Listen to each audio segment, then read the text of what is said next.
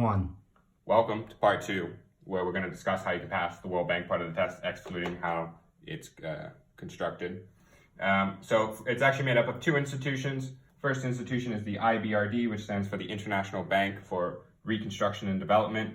And you have the IDA, which stands for the International Development Association. And together, these 2 form the World Bank, which is a part of the World Bank Group, which consists of 3 additional institutions that are aimed to support the original 2. And you can remember it because the World Bank is like a square, and the World Bank Group is like a rectangle. A square can be a rectangle, but the rectangle can't be a square. That's how I remember it. If there's any more ideas, please reply with those. So let's just kind of go through the overview of what the entire group's aim is. The World Bank serves to provide low-interest loans to developing nations. They can be done as low-interest loans, zero-interest loans, or they can be done as grants.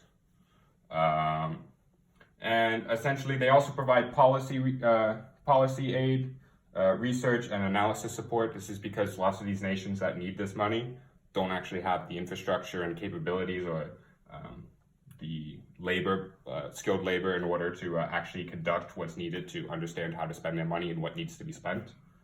And yeah, essentially it kind of makes sense as being a very unrelated part of the UN. It still serves the worldwide goal of ending poverty throughout the world.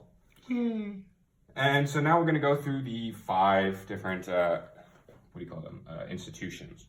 So the first one, the IBRD, the International Bank for Reconstruction and Development. It lends to countries with the credit required to get loans. So essentially these countries could already get loans from banks or something like that. But the World Bank, what they do is they might actually step in and give you a little bit more. And then they also, because it's again working towards worldwide poverty reduction, they'll provide extra support, such as the policy aid, the research, and the analysis, so these countries can actually implement the loans they get from the World Bank as well as other banks and stuff like that more effectively.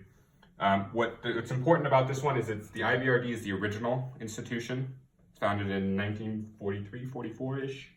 And it was made because the wealthy countries realized that Europe really needed money after the war. So yeah, it was started because the reconstruction part, the R, is kind of the giveaway because Europe needed money to rebuild. And Europe's not a poor place for the most part. And yeah, so they needed to be someone who can actually orient and get Europe back on track so they can become a first world region again. Not to diss Europeans, but you got bombed to hell, so. Yeah, but essentially over time, obviously Europe does